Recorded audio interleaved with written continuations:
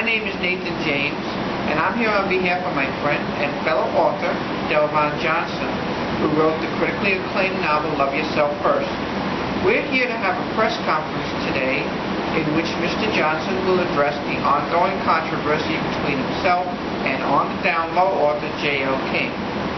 I'll give you a little background about Mr. Johnson, who in addition to writing Love Yourself First, has acted in the off-Broadway production of Cybersex the Play, and will participate in the production of the upcoming Broadway play, Merry-Go-Round, as the wardrobe designer. Mr. Johnson has remained active in the literary and theatrical communities, and has participated in events and literary panels in New York and all across the United States. Mr. Johnson is prepared to make a statement regarding the ongoing controversy, and he will bring everyone up to date on all the details surrounding the issues. Thank you again for coming. It is my privilege and my pleasure to introduce Delvon Johnson. Good afternoon, and thank you all for coming. My name is Delvon Johnson, and I'm the author of the novel Love Yourself First. I've called this press conference today for the purpose of addressing the controversy which has arisen between me and J.L. King, who wrote On the Down Low.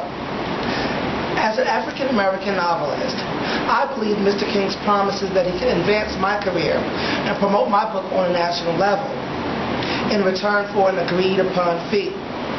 Mr. King's previous appearances on The Oprah Winfrey Show and his repeated assurances that I would enjoy television and radio exposure led me to give Mr. King my time and my money and hope that he would make good on his grandiose promises. As you can see from the press release we've issued, as my appearances on The Do Dirty Show and Bet Radio, Mr. King failed to live up to his commitments and has, in fact, besmirched my name and reputation by ridiculing my book, which he never actually read. Mr. King also made several unsolicited sexual advances toward me by text message during my initial trip to see him in Atlanta. In spite of this conduct on Mr. King's part, I politely rebuffed his overtures and chose to continue working with him in hope that he could make good on his pledges to market my work. During an appearance a few weeks ago on the DJ Baker radio program, Mr. King compared himself in stature to Oprah Winfrey and President Obama, and referred to me as an embittered author whose work was not marketable by him.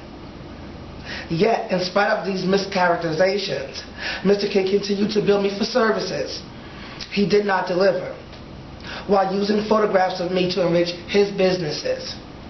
He did not adhere to his contract in good faith and continues to portray me in a dismissive manner. Because my work has in fact been favorably reviewed by numerous critics and has been picked up by Ross's book club as a main section, I believe these facts can refute Mr. King's public ridicule of my book. And I hope that my presentation here will serve as a warning to other aspiring authors of color within and without the LGBT community that notoriety is no indicator of reliability or truthfulness in dealing with those seeking to represent an author's work. I will now be pleased to take your questions.